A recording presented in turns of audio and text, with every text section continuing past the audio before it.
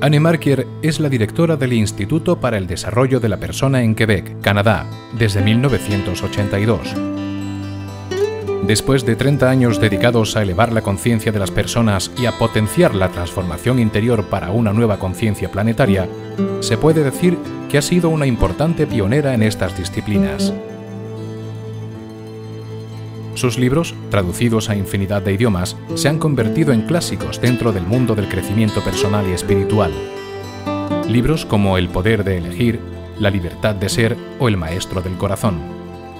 Bonjour Annie. Bonjour. Merci pour être ici avec nous. Et c'est un grand plaisir pour moi. Vous pouvez nous parler de vous? Quel est votre nom? Quelle est votre étude? Quelle est votre profession? Un petit peu avec vous. Oui, ce serait une longue histoire de vous raconter tout ce que j'ai fait dans ma vie, mais je vais vous donner un résumé qui, en quelque sorte, justifie le travail que je fais actuellement.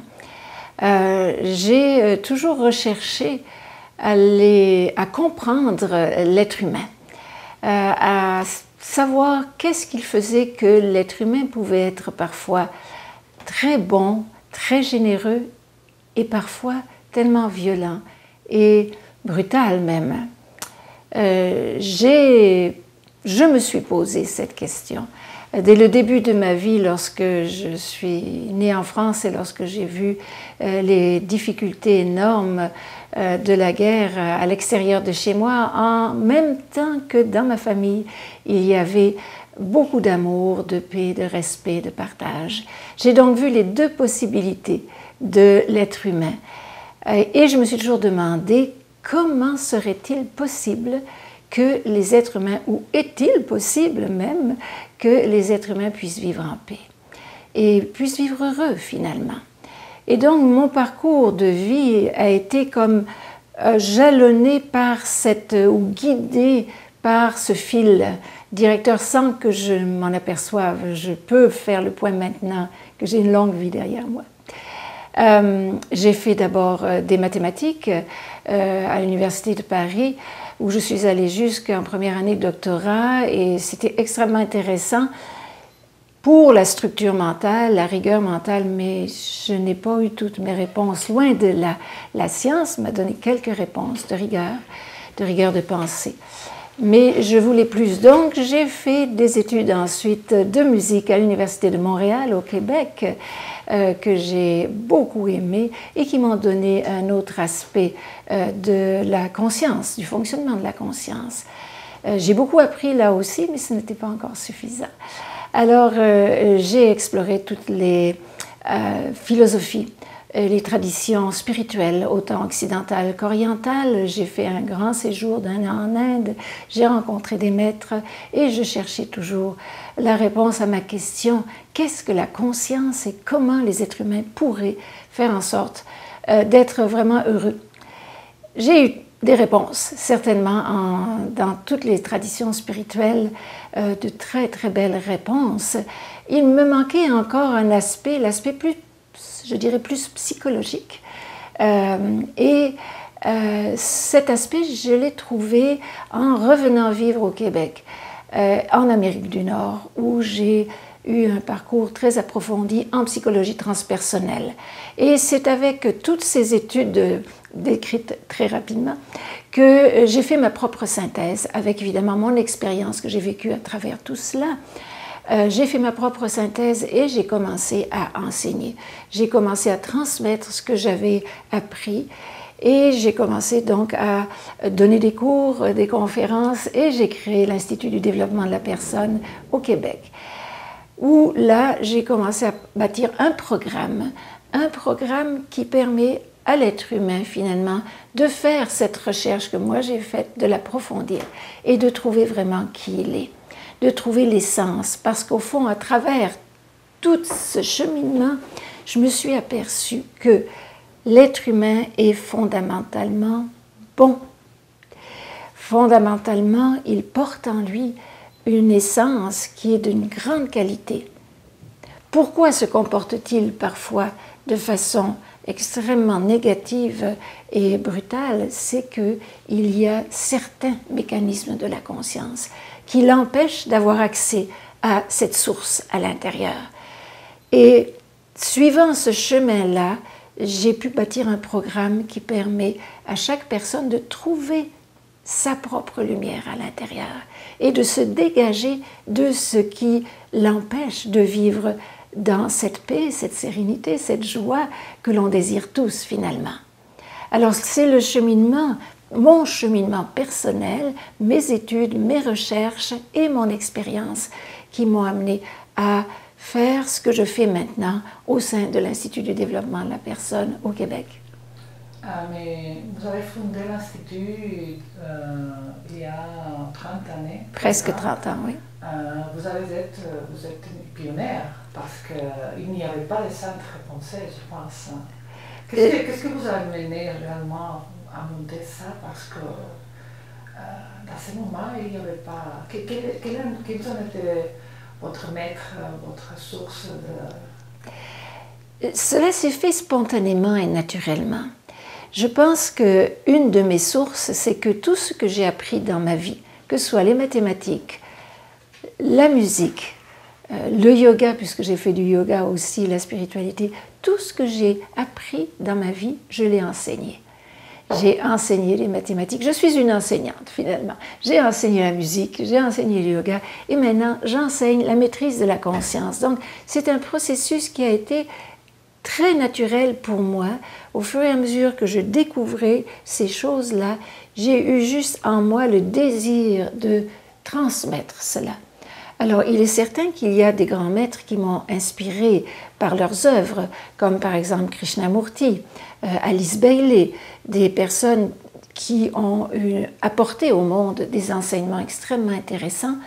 Mais je me suis servi de cela avec mon expérience pour faire ma propre synthèse, comme je l'ai précisé plus tôt, et mon propre enseignement.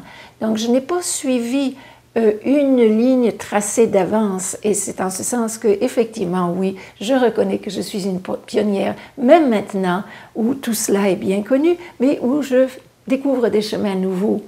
Alors oui, je suis une pionnière, mais cela s'est fait sans que je me pose de questions. Pourquoi? Je l'ai fait parce que du plus profond de moi, il y avait quelque chose qui m'amenait à vouloir partager ces connaissances et cette expérience que j'avais eue. Et en la partageant, je me suis aperçue que cela apportait beaucoup de bien aux gens autour de moi. Alors, puisque ça faisait du bien, j'ai continué. Et comme j'ai continué, cela a grandi, mais très organiquement, très naturellement. Je n'ai jamais forcé les choses de quelque façon que ce soit. Vous voulez décrire vraiment les matières qu'on enseigne ici à l'Institut? Un petit peu parce que je sais qu'il y a beaucoup de choses, mais le plus important peut-être, le plus fondamental. Le plus fondamental, en fait, je l'ai décrit dans mes livres en ce qui concerne l'enseignement. Il est évident que cet enseignement que je donne, à un moment donné, j'ai eu le besoin et on m'a demandé de l'écrire, de le mettre sous forme de livre. Et c'est ce que j'ai fait. Donc, les bases de l'enseignement sont, au niveau de l'enseignement en tant que tel, la connaissance des mécanismes de la conscience. Car on nous a déjà dit il y a très longtemps, c'était écrit au-dessus de la porte du temple initiatique de Delphes, « Homme, connais-toi toi-même et tu connaîtras l'univers et les dieux ». Et ça, c'est le fond de la recherche de l'être humain, la connaissance de soi, mais pas seulement une connaissance psychologique de surface, une connaissance en profondeur. Et c'est ce que j'offre dans mon enseignement, une connaissance aux 3 niveaux de conscience. L'aspect conscient de l'être humain, l'aspect inconscient et l'aspect supraconscient. Et lorsqu'on étudie et que l'on apprend à connaître, sentir, reconnaître en soi ces 3 aspects-là, on a infiniment plus de maîtrise.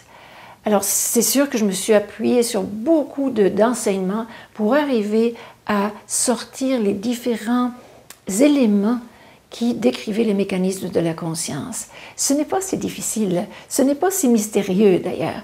Des fois, on pense que cela va être compliqué. Ça ne l'est pas du tout. En tout cas, je l'ai fait simple pour que ce soit accessible à toute personne de bonne volonté qui est ouverte et qui est intéressée à se connaître. Et cette connaissance de soi, à tous les niveaux, nous amène la maîtrise. Un petit peu comme si on connaît comment fonctionne une auto, on va pouvoir la conduire avec sécurité sur la route. Mais si on nous donne une auto et qu'on ne sait pas comment la conduire, on va faire beaucoup d'accidents. Et c'est la même chose pour notre être. Si on ne se connaît pas soi-même, on fait beaucoup d'accidents dans notre vie. C'est-à-dire, on crée des situations difficiles, on vit des choses que l'on ne veut pas vivre et on ne sait pas pourquoi ces choses-là nous arrivent. Alors que si on se connaît soi-même et qu'on a fait un travail aussi intérieur de dégagement, à ce moment-là, on arrive à avoir la maîtrise de soi. Et la maîtrise de soi, c'est avoir la liberté, avoir le pouvoir, la joie, tout ce que l'on recherche. Mais ce n'est pas seulement un enseignement, c'est aussi une expérience qu'il faut avoir. Donc l'enseignement est donné à travers mes livres, la connaissance, la compréhension, extrêmement utile. Mais dans le programme, il y a aussi l'autre aspect qui est l'aspect expérience de cette connaissance, une expérience profonde, directe. Et ça nous donne une maîtrise beaucoup plus grande. Très facile. C'est facile à décrire, mais cela demande évidemment un travail intérieur, cela demande de la pratique, cela demande de la persévérance, mais cela se fait. C'est actuellement en 2011 et les années suivantes qui s'en viennent, l'être humain est prêt.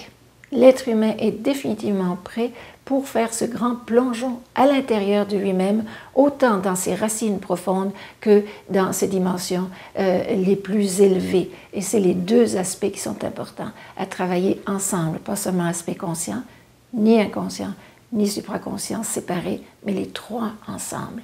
Et quand on met vraiment les trois ensemble, on obtient des résultats extraordinaires et rapides.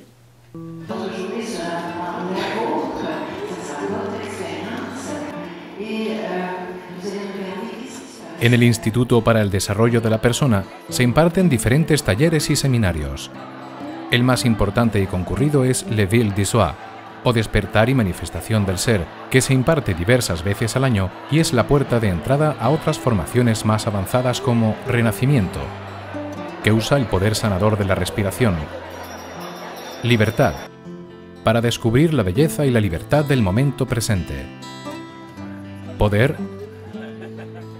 Tierra Mágica, Meditación y Cuerpos de Luz, Helios y un largo etcétera.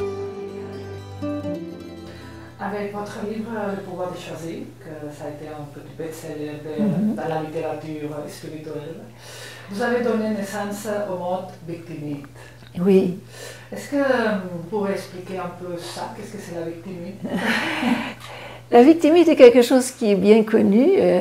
Ce n'est pas quelque chose de mystérieux, c'est quelque chose avec lequel on doit se battre souvent intérieurement. C'est simplement un état d'esprit. C'est un état d'esprit qui nous fait croire que nous sommes impuissants devant la vie et qui nous fait croire que notre vie est là au hasard, que n'importe quoi arrive n'importe quand et puis qu'on n'y peut rien. C'est essentiellement, je dirais, essentiellement une position d'impuissance. Mais c'est une façon de voir les choses. Et on a la possibilité de changer notre perspective et de sortir de cet état de victime. Mais dans l'état de victime, on est très malheureux. On blâme les autres constamment. Ce n'est jamais notre faute. On est frustré, on est en colère contre la vie. On n'est vraiment pas bien. C'est un état qui est très souffrant. Et c'est dommage, parce que c'est juste un état d'esprit. On pense que c'est ça la réalité. En fait, c'est une illusion. Et on peut sortir de cette illusion qui est très souffrante et on peut définitivement se placer notre pensée d'une autre façon. Et c'est ce que je propose dans le pouvoir de choisir, je pourrais dire, une façon de guérir la victimite, c'est-à-dire de s'en débarrasser et de retrouver son propre pouvoir. Et c'est parfaitement faisable. La lecture du livre est quelque chose de très, très utile et puissant. Ça fait faire des prises de conscience majeures, comme de milliers de lecteurs me l'ont fait savoir. C'est très utile, surtout dans notre monde. On a besoin de retrouver notre pouvoir, notre joie, notre certitude. C'est faisable si on arrive à se dégager de cet état d'esprit de victime. Oui, je peux vous dire que ce livre a changé ma vie. Oui. Il y a quelques années, et j'ai décidé de venir ici à Montréal pour vous connaître parce que je pensais que la femme qui avait écrit ça, ça devrait être formidable. Vous pouvez expliquer les principes d'action-réaction? Responsabilité, attraction, réaction. C'est là encore, comme je disais, du point de vue de la victime, c'est un point de vue, une façon de penser que l'on propose pour transformer l'état d'esprit de victime. Au lieu de penser que je suis impuissante dans une vie difficile où tout se passe au hasard, que je ne peux rien contre les aléas de la vie et que je suis un pauvre être perdu sur cette planète sans pouvoir, au lieu de penser cela, je peux avoir une autre façon de penser. Je peux, en fait deux, j'en propose deux dans mon livre, une intermédiaire, à savoir que considérer que ce n'est pas ce qui arrive qui détermine ma vie, mais ce que je choisis de faire avec ce qui arrive. Alors cela nous met déjà en position de pouvoir par rapport à notre vie. Et l'autre position plus fondamentale, on dira, c'est de considérer que mon âme me dirige à chaque instant dans ma vie et choisit pour moi les situations, les événements, les personnes que je dois rencontrer pour me permettre le processus évolutif que je dois faire. Parfois, les situations, les événements ou les personnes sont très agréables. À ce moment-là, on est très content. Mais parfois, notre âme nous propose des situations plus difficiles, plus éprouvantes. Mais si je prends ces situations du point de vue que ce n'est pas pour rien que cela arrive, mais que j'ai une leçon à apprendre de ce qui est là dans ma vie, à ce moment-là, je trouve des ressources à l'intérieur de moi pour faire face à ces difficultés.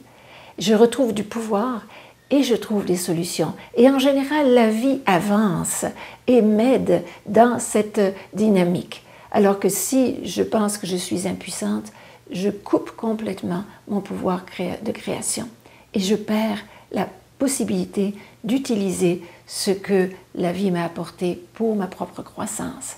Ça demande du courage de faire face, souvent, mais c'est une solution qui fonctionne. C'est une recette absolue, ça fonctionne à tous les coups. Vous pouvez poser quelques exemples de ce qu'ils sont les mémoires actives? Les mémoires actives, ça j'en parle dans mon deuxième livre, La liberté d'être. C'est tout, disons, un ensemble que j'explique dans cet ouvrage du fonctionnement de la conscience et entre autres de la façon dont l'inconscient est programmé, je vais expliquer ça de façon très simple, mais est programmé par des expériences passées, particulièrement lorsque ces expériences sont stressantes. Lorsqu'il y a un stress physique, relié à la survie physique, ou un stress psychologique.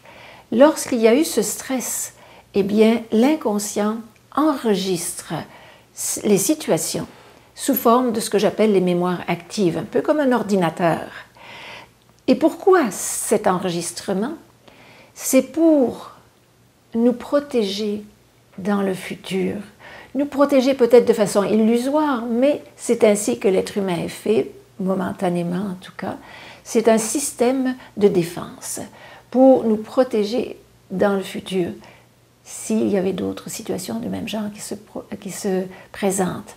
Et ce que j'explique, c'est qu'il n'est pas nécessaire que les situations qui se présentent dans l'avenir soient exactement les mêmes, il suffit qu'elles ressemblent un peu, ce qui fait que très souvent, on est en train de réagir dans notre vie présente, non pas en fonction de la réalité du moment présent, mais en fonction d'une mémoire active qui est en train de nous faire agir de façon tout à fait erronée, d'une façon qui n'est pas juste, parce qu'on agit comme on avait agi par le passé, dans une situation qui n'était pas la même. Et on perd ainsi notre pouvoir. Ce fameux pouvoir de vivre dans le moment présent nous échappe. Et si on perd le pouvoir de vivre dans le moment présent, bien à ce moment-là, on prend des décisions qui ne sont pas justes, on fait des choix qui ne vont pas nous servir et on ruine souvent notre vie à partir du mécanisme de ces mémoires. Mais on peut s'en libérer de ces mémoires. C'est ça la bonne nouvelle, n'est-ce pas? C'est qu'on n'est pas pris avec. On a ça et on est prisonnier de ces mémoires tant qu'on n'a pas fait un travail intérieur relatif à ces mémoires. Mais en ce moment, il y a beaucoup d'outils disponibles et nous en offrons bien sûr aussi à l'Institut pour se libérer de ces mémoires actives et retrouver notre liberté par rapport à notre passé. Donc, la véritable origine de nos réactions émotionnelles ne sont pas à l'extérieur. Non, nos réactions émotionnelles dépendent de notre façon de percevoir les choses. Et notre façon de percevoir les choses dépend des charges que l'on porte à l'intérieur de nous, issues du passé. Certaines réactions émotionnelles proviennent directement de notre âme, elles sont excellentes. Et en général, ce sont des émotions positives, bénéfiques pour soi et pour toutes. Mais les réactions négatives proviennent de l'intérieur de nous. On pense que c'est à cause de l'extérieur qu'on vit des réactions négatives. En fait, c'est simplement l'extérieur qui réactive des choses non résolues à l'intérieur de soi. Mais les personnes sont conscientes de ces mémoires actives, de ces petites bombes, parce qu'on dit bombes que nous avons dans l'intérieur qui peuvent exploser un col. Non, c'est ça le problème. C'est ça le problème, c'est qu'on n'est pas conscient. Ces petites bombes intérieures, là, sont toujours prêtes à exploser. On ne sait pas quand, on ne sait pas comment. Et oui, c'est difficile. C'est difficile. Oui, c'est difficile parce qu'on se demande même pourquoi on a réagi de cette façon-là et avec cette intensité. Quand on vit des choses de ce genre, c'est simplement parce qu'il y a une mémoire qui a été réactivée. Et à ce moment-là, au lieu de blâmer le monde ou les gens autour de nous pour ce qu'ils ont dit ou ce qu'ils ont fait, c'est important de regarder à l'intérieur. Et nettoyer. C'est ça. Faire la vaisselle. C'est ça, absolument. Faire le ménage à l'intérieur. Et ça se fait très bien. On a des outils pour cela. Et quand on est libéré de ces mémoires actives, à ce moment-là, on peut rencontrer les mêmes personnes, vivre les mêmes événements, au lieu de partir dans la colère, la frustration et des émotions négatives qui nous enlèvent notre énergie et notre pouvoir, eh bien, on va pouvoir agir de façon vraie, de façon juste, avec du pouvoir, avec de l'énergie. Cela ne veut pas dire qu'on va accepter tout ce qui nous entoure, mais on va arrêter de se perdre dans les réactions émotionnelles. Nos réactions émotionnelles nous enlèvent notre énergie. Les réactions issues des mémoires actives. Les réactions émotionnelles de haut niveau, comme la générosité, la compassion, bien sûr, cela, ça vient de notre âme, ça ne vient pas des mémoires actives. Ça, on peut le garder. Dans le livre La liberté d'être que vous avez parlé, vous parlez aussi de 5 structures du caractère, ou 5 masques que nous utilisons, les humains. Est-ce que vous pouvez les expliquer, les décrire vraiment?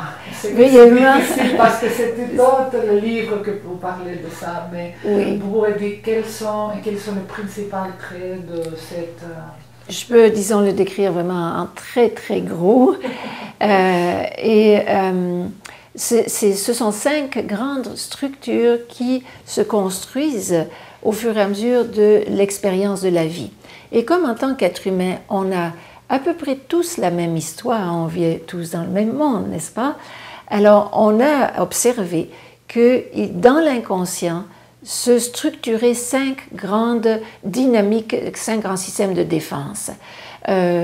Ces systèmes de défense ont été reconnus par différentes personnes en psychologie, en psychanalyse, et j'en ai fait une synthèse pour mieux comprendre ce à quoi cela se rapporte dans notre vie présente et aussi éventuellement, si on est familier avec cela, dans nos vies passées ou nos mémoires ancestrales. On peut voir ça de façon très très large. Il y a une première structure qu'on appelle la structure schizo et les noms des structures sont un petit peu psychanalytiques, mais il faut les prendre, disons, plus au niveau très général de psychologique. C'est leur origine qui m'a fait garder ces noms. On aurait pu les appeler structures 1, 2, 3, 4, 5, tout simplement. La première structure, donc, c'est une structure qui nous fait désirer ne pas être ici. On est déconnecté de la réalité parce qu'on a des mémoires justement du début de notre vie physique qui ont été très difficiles ou antérieures qui ont été très difficiles. Alors on ne veut pas être dans le monde physique. Donc on est dans les rêves, on est dans les nuages, on a des difficultés à s'impliquer dans la vie, à s'impliquer dans les relations et on a des difficultés à avoir un travail régulier. On n'arrive pas à s'impliquer dans la vie, tout simplement, dans la vie de tous les jours. Et souvent, on se demande pourquoi. Il y a quelque chose qui nous empêche. C'est la mémoire de cette structure-là qui nous en empêche. Ça, c'est la première structure. La deuxième structure est une structure de manque. Et elle s'est construite au moment où on a vécu un manque, soit physique, comme par exemple on est mort de faim, soit affectif. On a manqué de ce dont on avait besoin au début de notre vie. Et à ce moment-là, il y a un système de défense qui fait en sorte que dans les dynamiques de la vie quotidienne, eh bien, on va toujours vivre avec ce sentiment de vide et de manque à l'intérieur. Donc, on va essayer de le combler. Et on essaye de le combler de mille et une façons. On va magasiner, on achète, on se remplit de biens matériels ou bien on court à travers les relations affectives. On essaye de remplir ce vide et ce manque ou les distractions, n'importe quoi. On essaye de se remplir pour essayer de ne plus sentir ce manque. Mais ce manque, on le sentira toujours tant que les mémoires qui ont construit ces structures-là sont présentes. Et dès qu'on les enlève, on n'a plus besoin de se construire de cette façon-là. Alors il faut voir que ces grandes structures de l'inconscient sont construites à partir de ce que l'on présentait tout à l'heure, disons il y a quelques instants, les mémoires actives. C'est d'un certain type de mémoire active qui, lorsqu'elles sont installées à l'intérieur de nous, nous font nous comporter d'une certaine façon. Alors, il y a ces premières structures qui sont dans les nuages. Il y a les deuxièmes structures qui sont toujours en train de vouloir prendre et se remplir. Troisième structure, facile à décrire, celle-là, c'est la structure de la victime. On se plaint de tout, on blâme tout le monde a tort, et on est pauvre, on est malheureux, on est impuissant, et on ne reconnaît pas notre pouvoir, bien sûr. Et je décris deux types de victimes, la victime passive qui se plaint constamment mais ne fait rien pour sortir de sa situation, bien évidemment, et puis il y a la victime active qui est le sauveur qui va sauver les pauvres victimes. Cela, on s'en sort avec le principe de responsabilité-attraction dont on parlait un petit peu plus tôt, et aussi la guérison intérieure. La quatrième structure, c'est une structure qui se construit lorsqu'il y a, disons, un manque de reconnaissance de notre essence naturelle profonde et un désir de performer constamment. Donc la personne dans la quatrième structure, qu'on appelle souvent psychopathe, doit toujours performer pour être aimée. Elle ne se sent pas aimée si elle n'a pas le succès absolu, disons, l'approbation générale. Ça lui prend tout le temps d'être reconnu, aimé, admiré, et plus encore. Et ce n'est jamais assez, parce que ce n'est pas ce que l'on reçoit de l'extérieur qui va faire la différence, mais ce que l'on reçoit, ce que l'on guérit de l'intérieur, exactement. Alors ça, c'est la structure psychopathe qui paraît, qui brille. On ne peut pas manquer cette personne dans une réunion, on l'entend, on la voit. Il faut, pour cette personne-là, être vue et reconnue. Et je passe très rapidement, la 5e structure, c'est la structure qu'on appelle rigide, où on a eu une grande blessure affective dans le passé. Et à ce moment-là, on a décidé de se fermer au niveau émotionnel, ne plus rien sentir. À ce moment-là, on fonctionne uniquement avec notre tête. Le cœur est fermé. Et cela donne des personnes très froides qui calculent, qui comptent et qui ont de grandes difficultés à entrer en relation, mais qui essayent de tout contrôler, par exemple. C'est le contrôle dans cette structure-là. Donc, ces 5 grandes structures de défense, et on ne peut pas blâmer personne d'avoir ces structures. C'est bien important de reconnaître que si l'on est pris dans ces structures, c'est pas parce qu'on n'est pas bon ou pas correct, c'est simplement parce qu'il y a eu de la souffrance et qu'on a pu gérer cette souffrance simplement qu'en construisant un système de défense. Mais maintenant, ces systèmes de défense dans notre vie, ils nous étouffent. Alors, à un moment donné, on a le désir de se libérer de ces systèmes de défense. Et pour cela, il faut aller faire un travail de guérison en profondeur dans l'inconscient. C'est vraiment possible de se libérer de la masque? Oui, c'est tout à fait possible de se libérer. Tout mon programme, disons, une grosse partie de mon programme est consacrée à cela, le travail de guérison du passé. Donc, on ne va pas directement se libérer d'un masque, on va faire la guérison des souffrances issues du passé. Et quand on se guérit des souffrances issues du passé, naturellement, les masques tombent, on n'en a plus besoin.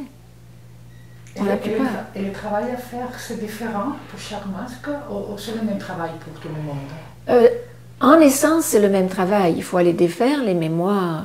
Mais de façon plus précise, chaque structure a des points faibles à travailler. Mais aussi, chaque structure a des points forts qui émergent naturellement quand la faiblesse a été dégagée.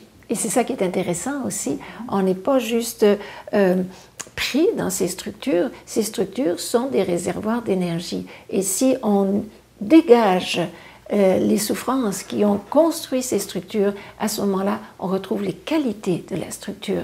Et moi, je suis témoin de cela, disons, constamment avec le travail de mes participants. Ça serait la lumière intérieure? Oui, sorte. Absolument. La lumière intérieure émerge naturellement et avec des qualités particulières pour chaque personne. Vous le voyez souvent? Vous le voyez souvent dans votre... Oui, je suis témoin constamment de cette émergence de la lumière et ce n'est pas une émergence philosophique, c'est vraiment une émergence dans la beauté de la personne, toutes ces qualités qui se manifestent spontanément, sans même que la personne s'en aperçoive, parce que ces qualités étaient là, mais elles étaient bloquées par le système de défense. D'accord. Vous parlez beaucoup de la vocation de service. Qu'est-ce que c'est le service et à quoi sert? Pourquoi c'est important? Le service, en fait, c'est, je le dis souvent, comme la respiration de notre âme. Notre âme est là pour apporter une contribution dans le monde. Notre âme, ou ce que l'on est au niveau de notre âme, parce que notre âme, c'est notre essence, c'est ce que l'on est vraiment, hein, bien, notre essence, elle est complète en tant que telle. Elle a toutes les qualités et lorsqu'on vit dans notre essence, on est plein, on est rempli d'énergie, de joie, d'amour, de compassion, de créativité, de conscience. Et toutes ces qualités-là, bien, ce que l'on veut faire dans notre vie, c'est les partager. Les partager dans une activité de service, offrir à d'autres toutes nos qualités, contribuer à la construction d'un monde meilleur. On sait que notre monde a besoin de grandes transformations. Alors, quand on vit au niveau de notre essence, on n'a pas besoin de se forcer, cela vient naturellement, on a juste le goût de partager notre richesse intérieure avec d'autres. Et on le fait à travers une activité de service, qui peut être n'importe quoi. Je le dis souvent, on n'a pas besoin d'être Mère Teresa pour servir. On peut être un professeur, on peut être un avocat, on peut être un homme d'affaires, on peut être une mère de famille, on peut être un boulanger. on peut servir exactement là où on est. C'est un état de conscience. Le service est un état de conscience supérieur. Et l'amour inconditionnel? Et l'amour inconditionnel, bien sûr, c'est quelque chose qui émerge naturellement lorsque notre essence est dégagée, lorsqu'on libère notre essence de toutes ces vieilles choses du passé que l'on porte en soi. Eh bien, une des grandes qualités qui émerge, c'est l'amour inconditionnel. Non plus l'amour conditionnel disons, de nos mécanismes de l'ego, je t'aime si tu m'aimes, n'est-ce pas? Ou des choses de ce genre, mais un amour généreux, inconditionnel, qui est juste là pour être partagé et qui ne demande rien, qui n'attend rien, qui donne simplement et qui est heureux de donner. Il y a des personnes qui disent que l'amour inconditionnel, c'est pas autre chose que l'acceptation totale. Oui, tout à fait, cela commence avec cela. L'acceptation totale de chaque personne, de chaque chose telle qu'elles sont, chaque chose telle qu'elle est. Oui, c'est la base, disons. Sans acceptation, il n'y a pas d'amour. Vous comparez souvent notre cause avec une machine qu'elle nous a donné sans ce livre d'instruction. Oui. Est-ce que vous pouvez parler un peu de ça, de cette machine? La machine, l'ego machine. L'ego machine, c'est quelque chose qui a été reconnu depuis longtemps en disant c'est simplement notre ensemble physique, émotionnel et mental, un ensemble de mécanismes qui, en eux-mêmes, n'ont pas la connaissance. Notre structure mentale a certaines connaissances, mais extrêmement limitées. Et notre essence est là pour utiliser notre ego, cette machine extraordinaire qui est notre ego, pour exprimer sa volonté dans le monde.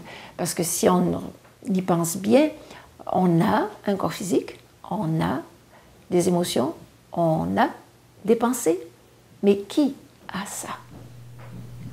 Qui a ça? Qui a ça? Alors, depuis des millénaires, toutes les traditions ont reconnu que nous sommes une essence profonde qui possède un instrument qui s'appelle l'ego, fait de pensées, d'émotions et d'énergie physique. Alors ça, c'est un instrument. Un instrument, c'est une machine. Le problème, c'est que lorsqu'on n'est pas en contact avec notre essence, c'est la machine qui conduit notre vie. C'est un petit peu comme si on monte dans une auto, puis c'est l'auto qui dirige notre voyage. On se doute que le voyage ne va pas être très agréable. On va vite aller dans le fossé. Et c'est ce qui se passe dans nos vies. On souffre souvent. Tandis que si on reconnaît qu'on possède ce véhicule et qu'on devient conscient du conducteur, à savoir notre essence, à ce moment-là, on maîtrise cette machine extraordinaire qui est faite de pensées, d'émotions et d'un corps physique. On peut faire en sorte que cette machine de l'ego soit sourcée par la lumière de notre âme et serve l'intention de coopération et de création de notre âme dans le monde. L'ego, c'est une chose qu'on parle souvent dans toute la discipline. Comme définissez-vous l'ego? Il faut le battre, il faut le comprendre, il faut le tuer. Qu'est-ce que nous allons faire avec l'ego? Ah, bien, c'est très simple. Hein, vu que nous venons de le définir, l'ego, c'est donc notre ensemble physique, émotionnel et mental. On ne peut pas tuer l'ego, c'est notre instrument. C'est un peu comme un musicien, un pianiste qui veut jouer du piano. Et si son piano n'est pas bien accordé, il ne va pas détruire le piano. Qu'est-ce qu'il va faire? Il va le réaccorder, il va le réparer pour pouvoir jouer de la belle musique. Notre âme est un peu comme le pianiste. Elle a besoin d'un instrument qui est corps physique, émotionnel et mental pour exprimer son intention dans le monde. Donc, il n'est pas question de tuer l'ego, il n'est pas question de le supprimer, il est question de le dégager, de le réparer et de l'aligner avec la volonté de notre âme. Et à ce moment-là, notre ego est extrêmement utile, c'est notre instrument. Comme un instrument de musique est utile aux musiciens, indispensable. Notre ego est indispensable à notre âme pour que notre âme puisse apporter sa lumière, son amour, sa créativité, sa conscience dans le monde. On a besoin de cet instrument. Mais le problème, pourquoi souvent on s'est battu contre l'ego, c'est parce que l'ego prenait les commandes et n'écoutait pas les directives de notre âme. À ce moment-là, si l'ego fonctionne tout seul, là, on a des difficultés, effectivement, parce que l'ego a un ensemble de mécanismes qui sont contradictoires avec la volonté de notre âme. Alors, c'est pour ça que souvent on s'est battu contre l'ego. Mais ce qu'il est nécessaire de faire, c'est de comprendre, justement, c'est ce à quoi je m'efforce depuis des années, comprendre cette structure de l'ego et la réparer, l'assouplir, l'aligner, la guérir, parce qu'il y a beaucoup de souffrances qui sont prises dans notre ego. Et une fois que tout ça est fait, notre ego est disponible et notre âme peut s'en servir. Vous pouvez définir qu'est-ce que c'est l'abondance? Ah, l'abondance. L'abondance est quelque chose qui a souvent été mal comprise. J'ai une façon bien particulière de définir l'abondance au niveau de l'âme, justement, au niveau de notre conscience supérieure.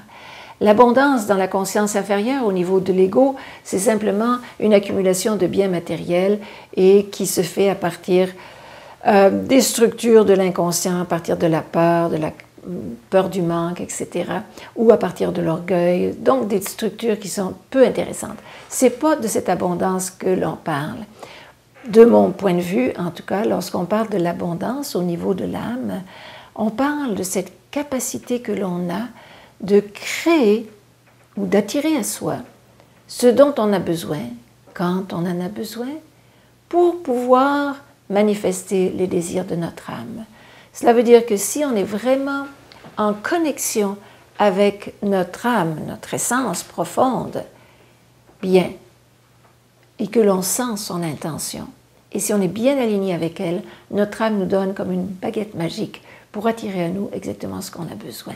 Et c'est ce qui explique souvent qu'il y a des coïncidences dans notre vie, des synchronicités. Ça, c'est parce qu'on est en contact avec notre âme et que notre âme, tout de suite, nous donne un peu de magie dans notre vie.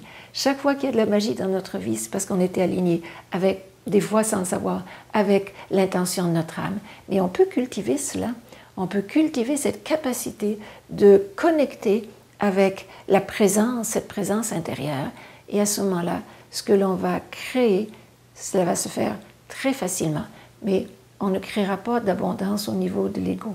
Ce sera une abondance naturelle, magique, qui nous servira à participer, à contribuer, à aider d'autres êtres humains. Ce ne sera pas une abondance pour notre petit ego personnel, mais c'est une abondance qui va nous rendre profondément heureux.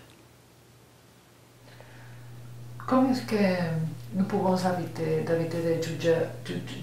juger, vous dites? Juger les autres personnes. Comment éviter de juger? Éviter de juger?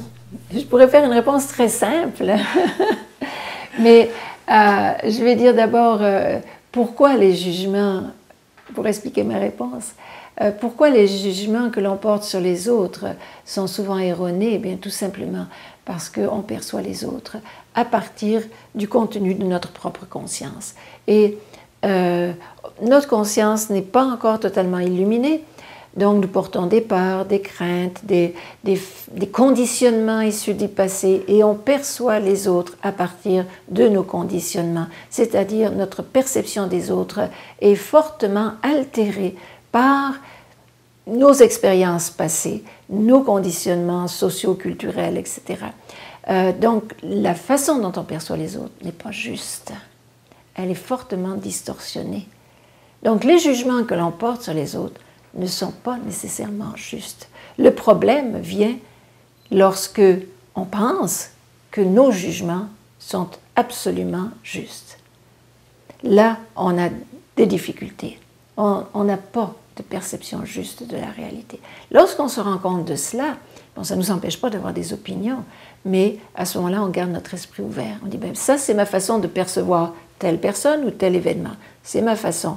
Maintenant, je sais que je peux peut-être élargir ma façon de percevoir. Donc plutôt que de porter des jugements décisifs sur des personnes, on peut mettre un petit peu de nuance, disons, dans notre façon de juger et ne pas s'appuyer uniquement sur et définitivement sur nos jugements parce qu'ils peuvent être erronés des fois et même souvent. Pas facile, hein? Non, c'est pas facile parce que justement, un des mécanismes de l'ego, c'est de juger. Mais lorsqu'on a pris conscience de cela, c'est pas compliqué. Lorsqu'on a pris conscience de cela, à ce moment-là, on est plus prudent. On regarde la vie et les choses d'un autre œil. Et à ce moment-là, c'est ça qui est extraordinaire, notre âme nous aide à voir plus clairement. Il y a une chimie qui se passe à l'intérieur de notre conscience. À partir du moment où on s'ouvre un petit peu, tout de suite, la lumière de notre âme est là et nous permet de voir plus clairement. Et lorsqu'on voit plus clairement, à ce moment-là, les jugements que l'on porte ont des chances d'être beaucoup plus justes et utiles aussi. Est-ce que nous avons beaucoup de moi contradictoires à l'intérieur? À l'intérieur de soi, oui, on n'est pas encore totalement unifié. On est fait de toutes sortes de petits morceaux.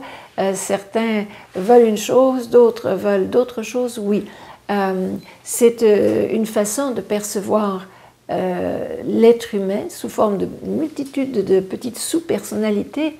Cela se travaille en particulier en psychosynthèse et c'est extrêmement intéressant de voir comment le travail intérieur, en faisant la guérison des différents aspects de notre personnalité ou de notre ego, pour moi c'est la même chose, ego ou personnalité, hein, en faisant le travail de guérison de l'intérieur, comment tous ces petits moi qui sont contradictoires et qui livrent une bataille effrénée à l'intérieur de soi, tranquillement se calment, s'apaisent et s'harmonisent les uns avec les autres.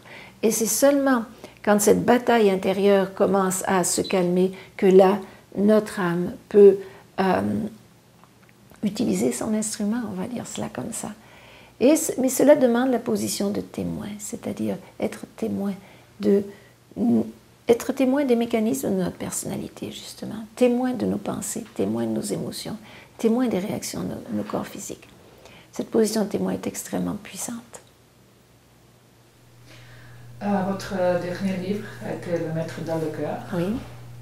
C'est vrai que le cœur est intelligent, qu'il a de neurones à l'intérieur pour penser.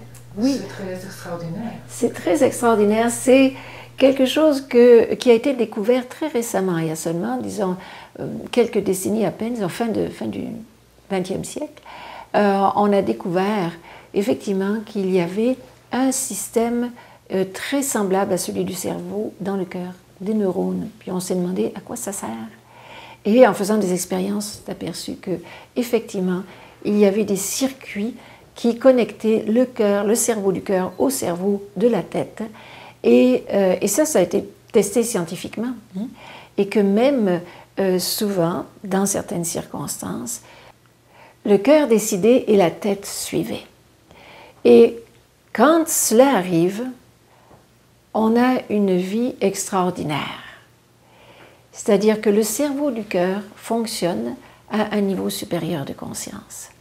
Le cerveau du cœur nous donne, au niveau mental, des pensées d'une créativité extraordinaire, en fait, nous donne du génie, on pourrait dire, nous donne une intelligence beaucoup supérieure à celle du cortex cérébral, une intuition juste. Ça, c'est au niveau mental, une intelligence supérieure. Nous donne au niveau des émotions de bonté, de générosité, de fraternité, d'altruisme, de compassion, d'amour, toutes les plus belles émotions que l'être humain peut vivre proviennent de ce fonctionnement du cerveau du cœur.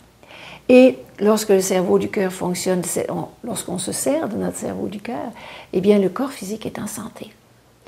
Par contre, le fonctionnement habituel de l'être humain, jusqu'à présent, n'était pas avec le cerveau du cœur, était avec le cerveau de la tête. Et il y a des circuits de neurones qui ont été étudiés et qui correspondent à des pensées, mais des pensées limitées, qui correspondent à des émotions négatives, de peur ou de manque, d'orgueil, de séparation, d'égoïsme, etc. C'est des cerveaux différents. Ce sont des circuits différents de neurones dans la tête qui donne cette façon de réagir à la vie, cette façon de penser, cette façon d'avoir des émotions et aussi des réactions hormonales physiques. On a deux types de conscience, c'est ce qu'on vient de découvrir maintenant et c'est ce que j'explique très précisément dans mon dernier livre, Le Maître dans le cœur. On a accès maintenant à deux types de conscience. La conscience inférieure, habituelle, qui n'est pas catastrophique, mais qui est extrêmement limitée et qui donne le monde que nous avons actuellement, le monde de séparation, de violence et de manque d'amour et de guerre. Et on a aussi un autre aspect de la conscience qui utilise le cerveau du cœur. Et lorsque le cerveau du cœur est utilisé, à ce moment-là, on a l'être humain à son meilleur. C'est très physique, c'est très scientifique et ça correspond à ce que tous les grands maîtres de la sagesse nous ont enseigné depuis des millénaires. Alors la science et les traditions spirituelles maintenant se mettent ensemble pour reconnaître cette dimension supérieure de l'être humain et cette capacité de l'être humain d'agir en fonction de cette dimension supérieure. Et il se trouve que maintenant, les êtres humains sont prêts à utiliser ce cerveau du cœur. C'est pas pour rien que ces découvertes ont été faites. C'est parce qu'un certain nombre d'êtres humains sont prêts. En parlant de la conscience inférieure et supérieure, quand j'ai demandé à beaucoup de gens quelles questions vous poserez, si vous pouvez vous demander quelque chose, vous avez quelques questions à remarquer. Et il y a beaucoup de gens qui m'ont dit qu'elle nous donne des outils pour se maintenir dans la conscience supérieure, des outils pour le quotidien, pour chaque jour. Qu'est-ce que nous pouvons faire chaque jour dans notre vie ordinaire pour nous maintenir quelque chose de facile, pour faire quelques conseils. Oui. Je peux donner quelques conseils. En fait, j'ai consacré toute la troisième partie de mon livre, Le Maître dans le cœur, pour justement expliquer comment cultiver notre jardin, c'est-à-dire faire fleurir les 1000 fleurs de notre âme. Donc c'est quand même assez complet. Là, en bref résumé, il y a d'abord cette position de témoin que je propose, c'est-à-dire qu'au lieu de se laisser entraîner immédiatement par ce qu'on pense ou ce qu'on sent, de s'entraîner à regarder qu'est-ce qui se passe à l'intérieur de soi, prendre une petite distance par rapport à nos pensées, nos émotions. Et simplement en prenant cette distance, on commence déjà à donner un petit peu d'espace à notre âme. Alors ça, c'est un travail, disons, qu'on approfondit bien sûr, disons, dans nos sessions, mais ça peut se faire au quotidien quand même, d'être conscient que l'on a ses pensées et ses émotions, au lieu de se laisser emporter tout de suite par ce qu'on pense ou ce qu'on sent. Prendre la position de témoin. Ensuite, bien sûr, faire le silence à l'intérieur de temps en temps, méditer. Ça, la méditation a été recommandée depuis des millénaires, et c'est toujours bon. Ils ont prendre le temps de faire le silence à l'intérieur, arrêter nos pensées autant que c'est possible. Et toutes les techniques sont bonnes. C'est pas la technique en soi, c'est vraiment la pratique qui compte. C'est prendre du temps pour notre âme à tous les jours. Aussi, ce que je suggère souvent, entrer en contact avec la nature. La nature nous donne l'exemple de la beauté, de l'harmonie, du silence aussi. Faire de grandes marches dans une forêt au bord de la mer. Entrer en contact avec les éléments de la nature. C'est quelque chose qui nous ressource à l'intérieur. Aussi la musique, mais la bonne musique. Choisir des musiques qui élèvent notre âme. Et l'art en général. L'art, la beauté, nous met en contact avec notre âme parce que notre âme est faite de beauté. Et les grands artistes sont en contact avec leur âme. Donc lorsqu'on écoute ou l'on regarde leurs œuvres, cela nous met en contact aussi avec notre âme. Aussi être près des enfants. Les enfants sont proches de leur âme. Et jouer avec eux, les écouter, être au diapason avec eux, ça nous met en contact aussi avec notre âme. Ce sont des choses très simples, mais qui dans le quotidien, nous rappelle qu'on n'est pas juste cette tête bourrée de soucis et de préoccupations et de projets, mais qu'on a aussi quelque chose de plus tranquille à l'intérieur. Des fois, cultiver un jardin, cultiver la terre, ça, si on peut le faire, c'est excellent. C'est très simple aussi. Avoir des fleurs. Les fleurs sont, disons, les beautés de la nature. Tout cela, ça nous crée un environnement facile. Disons, je donne des outils très, très simples, disons, du quotidien. Ça n'empêche pas qu'il faut faire aussi un travail intérieur de guérison en profondeur, mais pour le quotidien, évidemment, des bonnes lectures. Parce que les bonnes lectures entretiennent notre mental à un niveau supérieur. Et notre mental, il a besoin de se nourrir. Alors, soit on le nourrit de choses émotionnellement très agitées, comme des programmes de télévision ou des journaux, des choses qui sont à vibration très basse, ça ne nous aide pas. Ou bien on le nourrit avec des choses à vibration plus haute, des bons livres, des bonnes émissions de télévision, mais bien choisies, qui nous inspirent. Trouver des choses qui nous inspirent finalement, des gens aussi autour de nous. Il y a des personnes qui sont supportantes, puis d'autres qui nous dépriment. Choisir nos amis. Oui, c'est vraiment, au fond, globalement parlant, c'est prendre soin de notre propre taux vibratoire. Il y a des personnes, des événements, des situations, des choses qui élèvent notre taux vibratoire, qui nous inspirent, qui nous font du bien, qui nous font sentir bien. Bien cultiver cela. Et puis, ceux qu'on sent qui nous dépriment ou nous agitent intérieurement, bien s'arranger pour mettre ça le plus possible de côté. Ça, déjà, c'est une bonne façon d'organiser notre vie. Et on trouve des moyens. Il y a beaucoup de moyens, disons, simples, pour faire des choses inspirantes. Et quand on est inspiré, c'est que notre âme est là. Oui, il y a beaucoup de choses, c'est bien. Oui, tout à fait, tout à fait. Qu'est-ce que c'est Dieu pour vous? Dieu a été une représentation symbolique, je pense pour moi, d'une grande conscience universelle, mais que les êtres humains n'arrivaient pas à définir exactement, précisément. Alors on l'a appelé Dieu et on lui a donné des prérogatives un petit peu humaines, mais maintenant on dirait que Dieu s'élargit et devient beaucoup plus universel, beaucoup plus souple, je dirais beaucoup plus adapté à notre conscience actuelle. Donc Dieu n'est pas quelque chose ou quelqu'un de placé sur un nuage quelque part qui regarde les péchés que nous faisons, pauvres êtres humains, mais c'est plutôt une grande conscience universelle dont nous faisons partie. Et cette conscience universelle est à l'extérieur de nous, mais elle est aussi à l'intérieur de nous. Puisqu'on sait que nous sommes tous un, nous faisons tous partie du grand champ d'énergie quantique, en physique on appelle ça comme ça. Et cette grande conscience, intelligence, bon, Dieu on le sait, on nous l'a dit, tout amour, bon, c'est ça, cette grande conscience qui est universelle, qui est tout amour, toute intelligence, toute beauté, toute création, cette grande conscience, pendant un certain temps on l'a appelé Dieu, c'est une façon de l'appeler Dieu, bon, c'est correct, c'est pas faux. Mais là, maintenant, on la voit peut-être d'une façon plus large, au-delà des dogmes, au-delà des systèmes de croyances. On pourrait dire que Dieu est partout, autour de nous, en nous. Si on veut utiliser le terme Dieu, mais on peut l'utiliser d'autres noms, ça n'a pas d'importance. Ce qui est important, c'est la réalité qui est derrière le nom en tant que tel. Et cette réalité, on est en train de la découvrir de plus en plus, comme faisant partie de notre vie.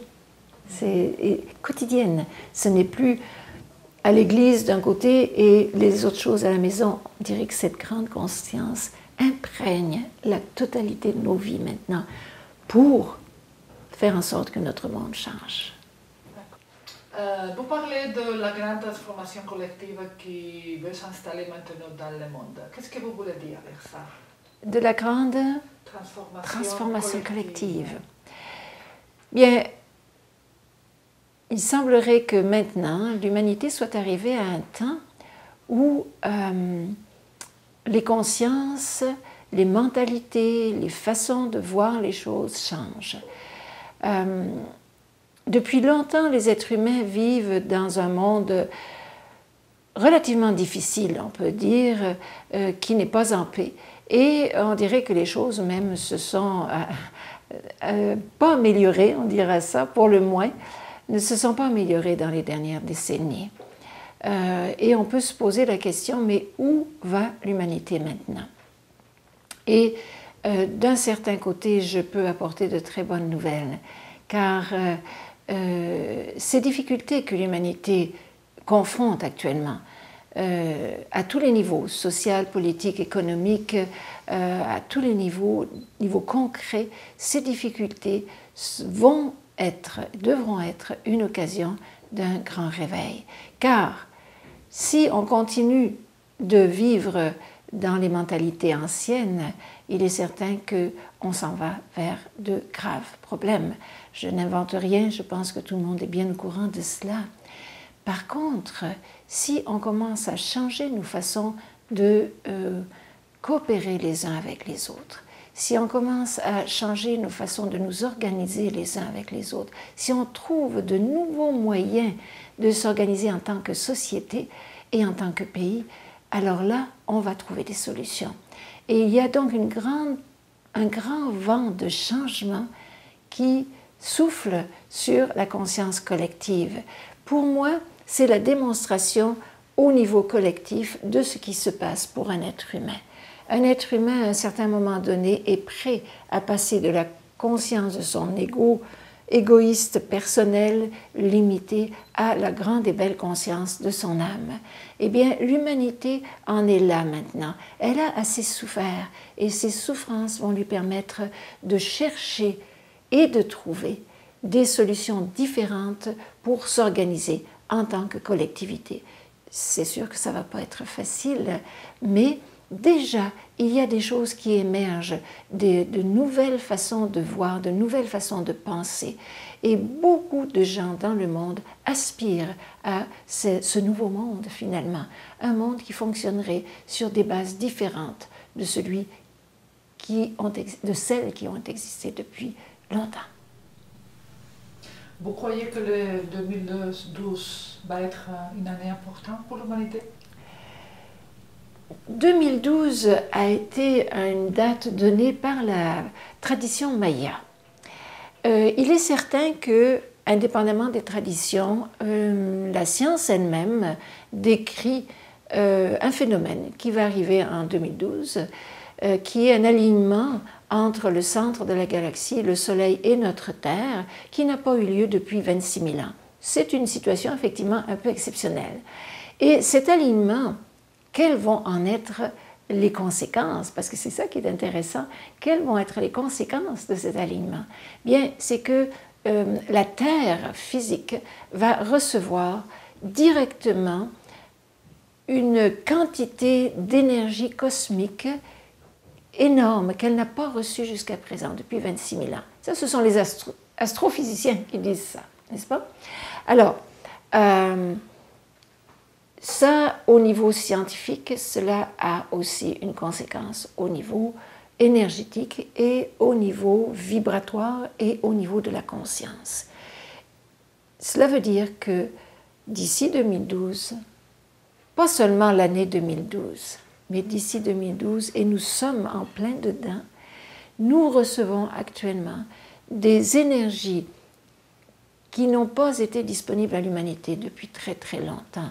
Et c'est pour ça qu'il y a tous ces bouleversements sur notre planète. Bouleversements négatifs, d'ici, mais aussi bouleversements positifs, changements, désir de liberté, désir d'abondance, un désir d'un monde meilleur. C'est très aigu maintenant dans le monde. Ce sont ces énergies qui aident, disons, à ce passage, car cela va nous entraîner vers un passage. Donc, ce n'est pas l'année 2012 seulement, c'est les années avant 2012 dans lesquelles nous sommes, où il y a beaucoup de bouleversements déjà sur la planète, et les années qui vont suivre. Il y a de grands changements qui vont s'installer sur la Terre. Et nous espérons bien sûr que ce sera des changements pour le mieux. Il faudra peut-être passer par des difficultés pour se réveiller suffisamment, mais j'ai confiance dans l'intelligence et le cœur des êtres humains ou de certains êtres humains en tout cas, pour trouver des solutions qui vont nous permettre de créer un autre monde. Donc il y a la possibilité effectivement que cette période de 2012 soit une période de grande transformation de notre monde pour un monde meilleur. C'est bien. Mais nous avons eu un terrible accident nucléaire dernièrement. Oui. Est-ce qu'il n'y a aucune signifié pour vous?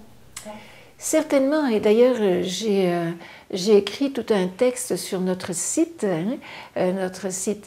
qui est aussi en espagnol. J'ai écrit un texte à ce propos-là. Il est certain que des accidents de ce type, ce n'est pas le premier d'ailleurs, et ce ne sera peut-être pas le dernier, on aimerait que ce soit le dernier, mais des accidents de ce type nous rappellent une façon de gérer l'énergie qui soit plus sage. Il y a un besoin d'énergie définitivement grandissant pour faire fonctionner notre planète et les pays en tant que tels, mais il faut que cette énergie-là soit gérée et utilisée par des personnes sages et compétentes.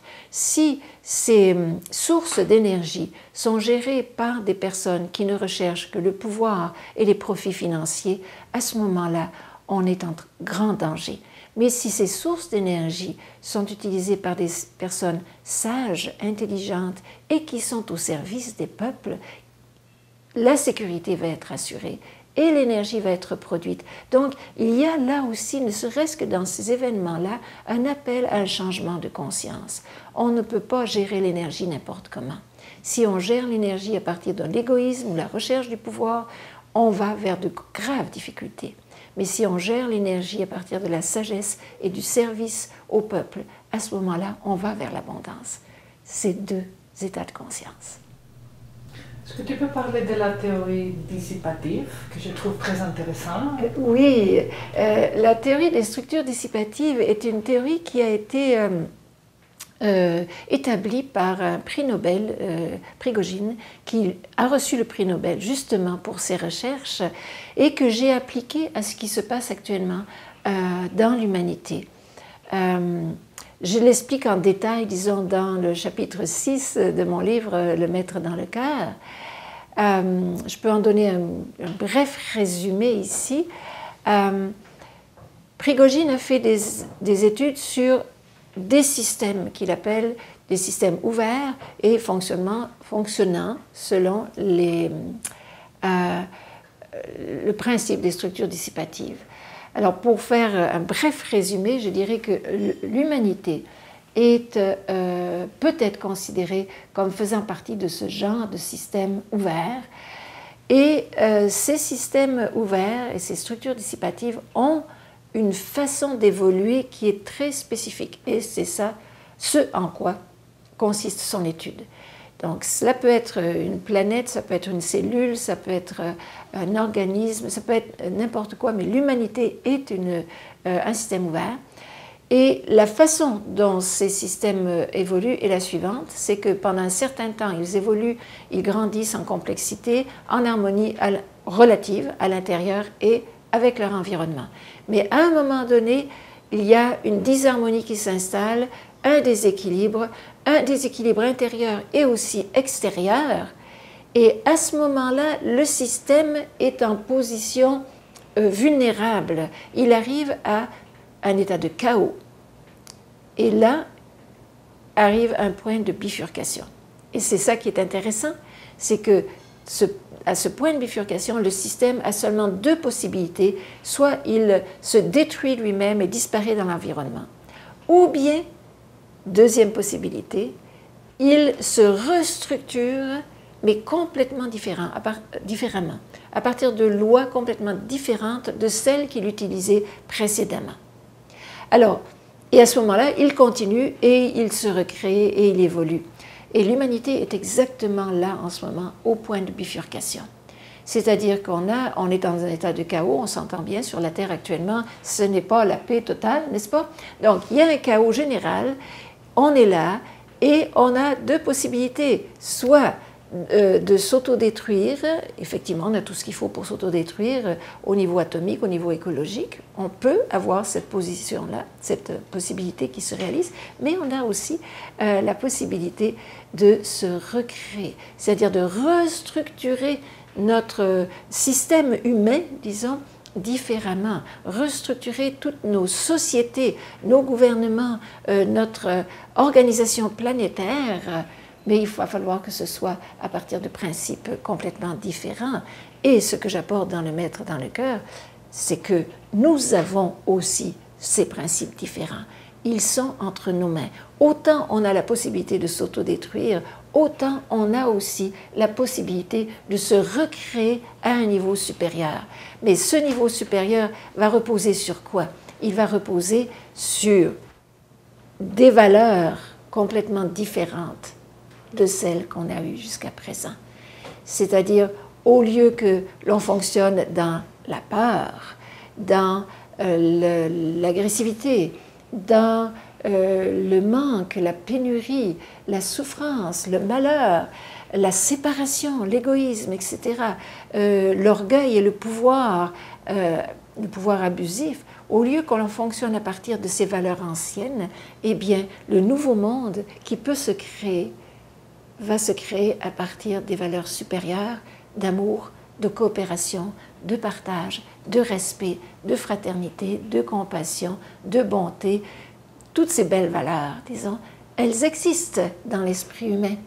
Elles sont disponibles et nous n'avons pas le choix.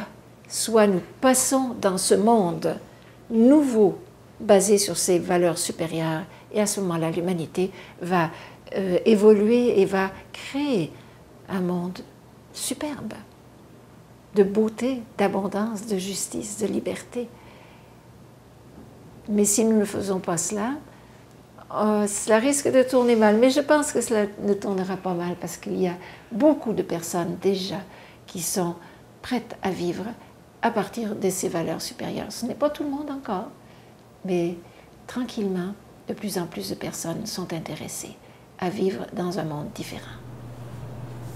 Vous êtes positive à le respect. Oui, oui, oui. Et je travaille pour cela. Pour ça, nous travaillons pour cela. Exactement, nous travaillons pour cela. On met toute notre énergie, et notre amour et notre disponibilité pour aider ce passage dans un monde nouveau. Il faut que nous soyons nombreux pour que ce passage puisse se faire, c'est sûr, mais on peut le faire. Si on est assez nombreux, il va se faire, ce passage. Vous pensez que nous avons déjà la masse critique qu'on nécessite pour ça? Je ne peux pas le dire, j'aimerais pouvoir le dire. La seule chose que l'on peut dire, c'est que plus nous serons nombreux à vivre à partir de ces valeurs du cœur, justement, du cerveau, du cœur, eh bien, plus on a de chances de créer rapidement un nouveau monde, pas seulement pour nous, mais aussi pour nos enfants, nos petits-enfants et nos générations futures. Peut-être qu'il y a des énergies qui nous aident à ces procès parce que dans votre écrit, dans le site de l'Institut par exemple, vous parlez de la grande force de la lumière, vous parlez de l'effet des étoiles.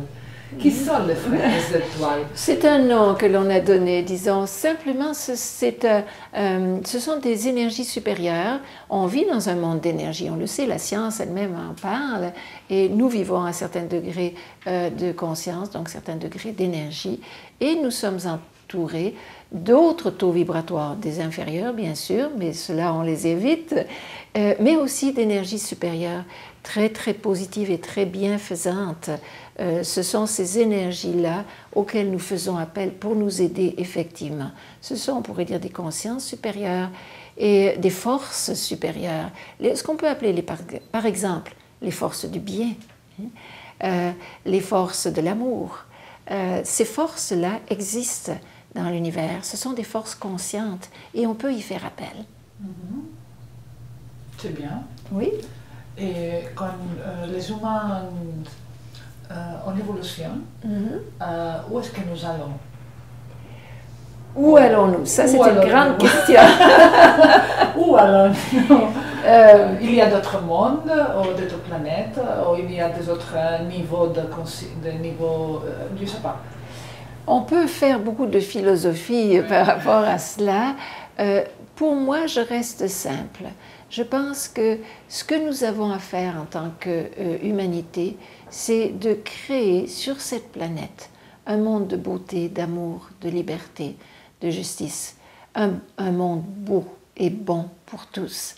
Si on arrive à faire cela, à ce moment-là, d'autres choses vont éventuellement se présenter à nous. Mais c'est notre premier travail, c'est de faire le nettoyage de cette planète qui souffre actuellement, autant dans tous les règnes de la nature, autant les humains que le règne végétal, le règne animal et même minéral. Tout cela est en état de disharmonie actuellement. Donc ce que l'on a à faire, c'est vraiment recréer une harmonie sur notre Terre ici, avec l'aide bien sûr d'autres énergies plus élevées que nous. Et si nous arrivons à cela, bien après nous verrons l'étape suivante. Après on parlera. Oui, on verra s'il y a d'autres choses à faire. D'accord. Donc, qu'est-ce que c'est vivre, Annie? Quel est le sens de notre vie? Bien, le sens de notre vie rejoint un petit peu la question précédente. Le sens de notre vie, c'est d'arriver justement à élever notre conscience, se dégager de toutes les limitations de notre ego et arriver à vivre à partir du cerveau qui est dans le cœur, du maître qui est dans le cœur. Arriver à vivre à partir des désirs de notre âme. C'est ça le but. Le but de notre vie, c'est d'arriver à se dégager de toutes les limitations que l'on porte en soi et qui vont nous permettre de vivre dans la lumière de notre âme, mais vivre concrètement dans nos actions quotidiennes, c'est-à-dire que notre présence soit une bénédiction pour tous les gens qui nous entourent, qu'on puisse apporter du bon et du bien autour de nous et se sentir bien à l'intérieur de nous aussi. Donc le but de notre vie, c'est de contribuer à la beauté, à la lumière sur cette terre. Joli. Pour finir, est-ce que vous êtes en train d'écrire un autre livre peut-être? Quels sont vos projets? Oui, j'ai 2 livres en cours. 2 livres, pas loin. Et plusieurs dans ma tête en plus. Mais en cours, j'ai 2 livres. Un sur justement cette fameuse période de 2012 pour essayer de mettre les choses simples et arrêter de craindre, arrêter d'avoir peur. Il n'y a pas de peur à avoir. Il y a un grand, merveilleux processus de transformation qui est en train de se faire et on peut y participer. Donc pour faire comprendre que cette période de l'humanité de 2012 est une période extraordinaire de transformation et d'opportunité pour créer des choses nouvelles et bonnes et belles pour tous. Alors ça, c'est un premier petit livre que je veux écrire, que je veux finir, parce qu'il est commencé rapidement. Et puis l'autre, c'est un livre sur la capacité de créer notre abondance à partir de notre âme. Donc un livre sur l'abondance. Oh, c'est bien. Donc si tu as quelque chose à dire, quelques messages, quelques paroles. Pour finir, bien, je pourrais dire, disons un petit peu ce que je viens de mentionner au niveau de notre période particulière de l'histoire de l'humanité. On a une chance extraordinaire de vivre dans ce temps où l'humanité va changer complètement sa façon de faire, sa façon de vivre. On va être témoin dans les 10, 20, 30 prochaines années qui s'en viennent de changements extraordinaires. Et surtout, ne pas avoir peur, ne pas craindre, même s'il y a des difficultés matérielles ou psychologiques momentanées, ces difficultés peuvent nous mener vers une création meilleure de notre monde. Donc surtout, ne pas tomber dans la peur, mais rester dans un état de centrage intérieur, de paix, de conscience, et avec le meilleur de notre cœur, faire ce que nous avons à faire pour nous aider et aider les autres autour de nous. Et ainsi, on va ensemble créer un nouveau monde. Merci beaucoup, Annie. Bienvenue, c'est la